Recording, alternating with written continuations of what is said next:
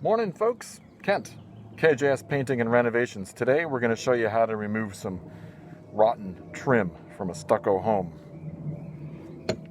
First off, you take a utility knife and you cut the caulking between the trim pieces. And then second is I use one of these and a hammer, right, to go after and remove some of these nails. This edge was already open. You can see how bad it is up here. Then it's just a matter of just rocking this thing out, off. Just about fell off. Same thing here. Wow, that's a nice tool, huh? Talk about it. Cut along this trim piece and cut the caulking right here. Same thing, let's cut the caulking on that side, and then that top piece, which is rotten, is going to come off. This one is okay. Here's the procedure.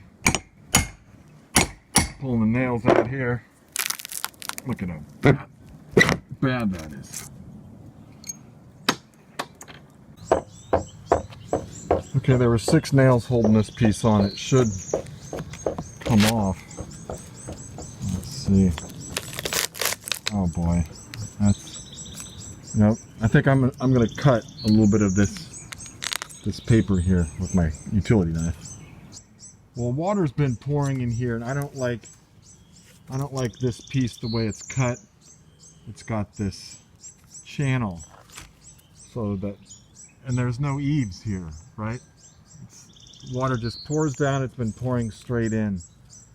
So I think what I'm going to do is make a straight. God, make a straight cut right here with the angle grinder.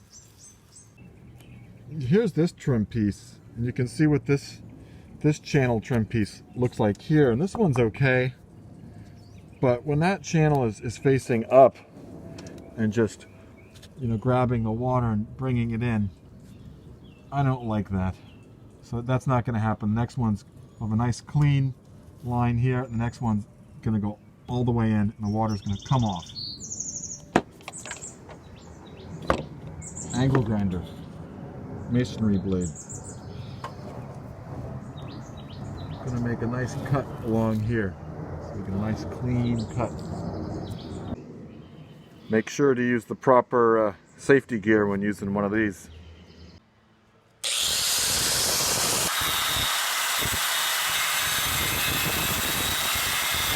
You can see how this looks. I don't quite cut all the way through.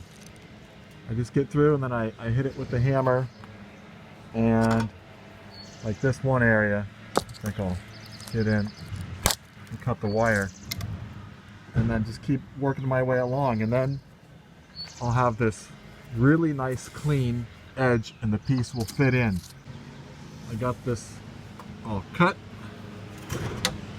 and I'll show you how this works. You just sort of tap on it, and it just sort of starts coming out.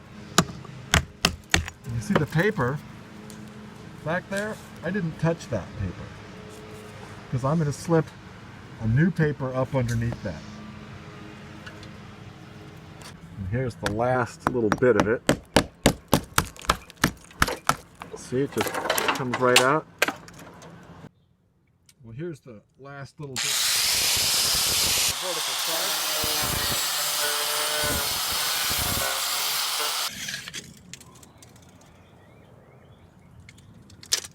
Ah, look at this. The 2x6 is going to fit in here perfectly. Let's check on top. Check over here. Perfect. 2x6 will fit in here perfect. Going to fit some paper up underneath here. We'll take a piece of this to Kelly Moore so they could do a color match. Here are the replacement trim pieces. it's going to match very well to these other pieces. Now what this is a rough hewn, specially treated pine meant for exterior. And you can, which means this stuff needs to be painted really well, primed and painted well before it goes on. You can see how well this is going to fit in here. Let's see. Down here, it's going to fit very nicely right up to the threshold. Look how nice this fits on top now that the that ragged edge of the stucco and wire was cut, and on the bottom it's going to fit nice.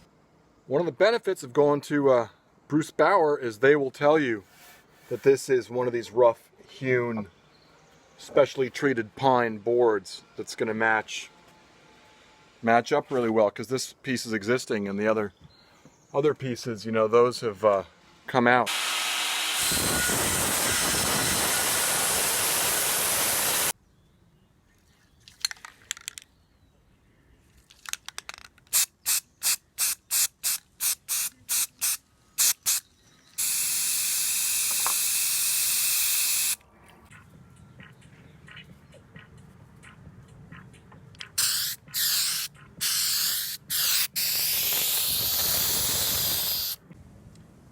Okay, you take the moisture barrier and you start at the bottom and you work your way up to the top.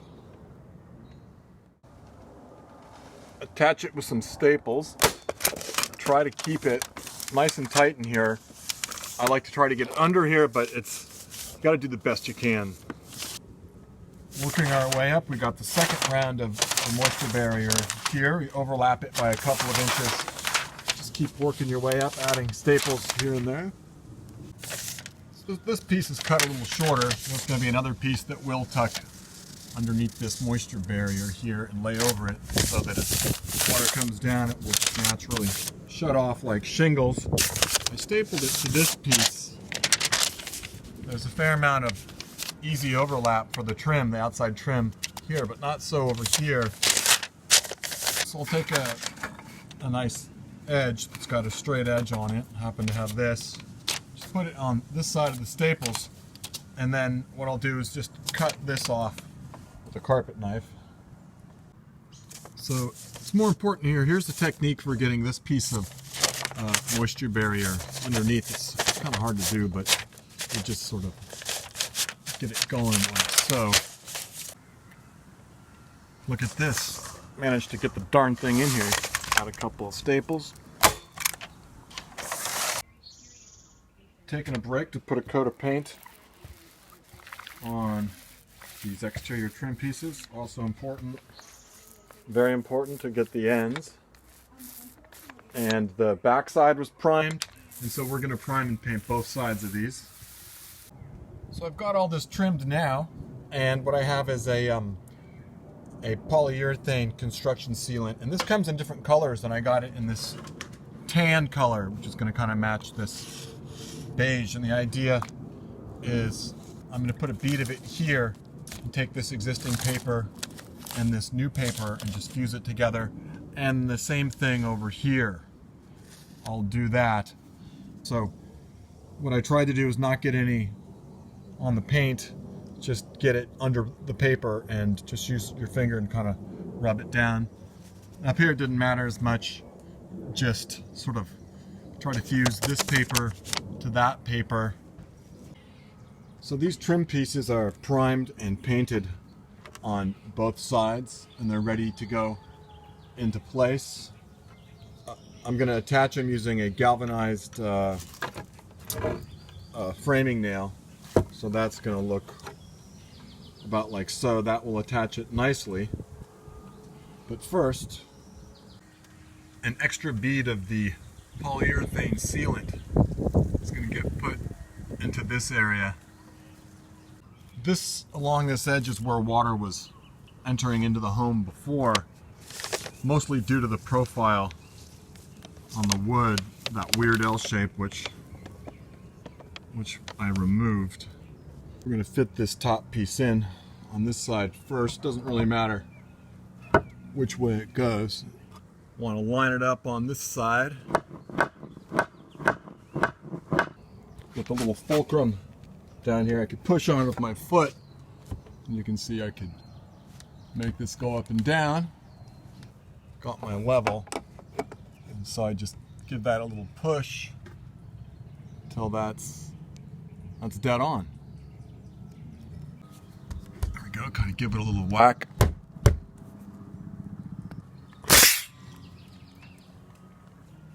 It's like making pancakes. Sometimes you got to throw the first one out. No big deal, I got the second one in okay.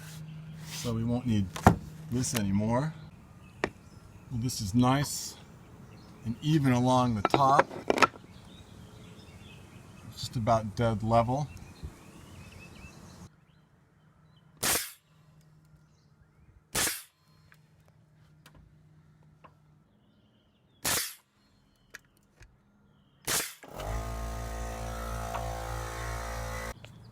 I managed to get that first one straightened out and set with a nail set, and that's about where you want the nails, and it should sound tight. And so up here I'm going to use some of that that polyurethane caulking. Same thing over here.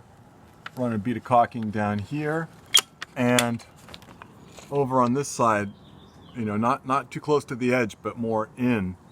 I'm going to put just a little bead right here. Sun's out, had to switch over to the sombrero again. And there's so much sealant in there, it's not a bad idea to kind of work it up and down, you know, kind of push it, kind of get that leveled.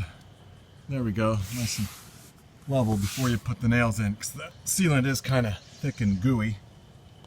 You want to really push hard on the trim with one hand when you put the nails in. Got this nailed on nicely.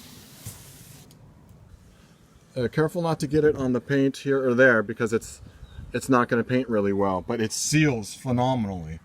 We're going to use another paintable caulking on top of this. Work it in until you want to see it really going in there to the point where it's starting to build up and come out, and then just keep moving along. Now once you got the caulking in there, use your finger to work it in there, and try not to get it all over the place. You know, have a rag handy and clean your finger periodically, but just really force it in. I like to go both directions, and then, you know, I wipe. Same procedure on top. Try to really work it in there. It's important, especially up here. Really make sure that product gets worked in there. For the nail heads, use a good acrylic exterior caulking. This is an acrylic latex with silicone, and it's water cleanup, it's paintable.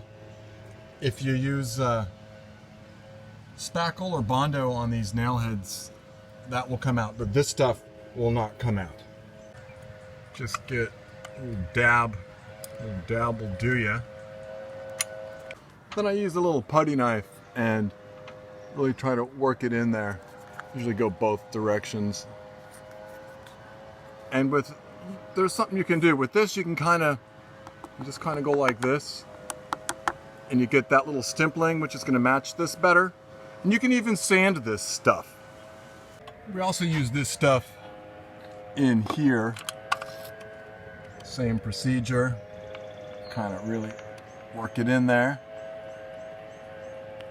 I find what works nice with these caulkings is just use a wet rag, and so that can really help get you a nice finish. Just wipe here. So we got the acrylic caulking here, and over this way, even here. It's not bad to take a rag, and it's easy to finish this. And this side on the top that we just did with the polyurethane stuff, that's going to get it too, but I want to let it dry. Just a matter of one more coat of caulking and a paint job. This has been how to replace rotten wood trim on a stucco house. You know, try to be thoughtful, try to enjoy yourself, you know, even if it's difficult at some times. This has been Kent at KJS Painting and Renovations. Thanks for watching the video.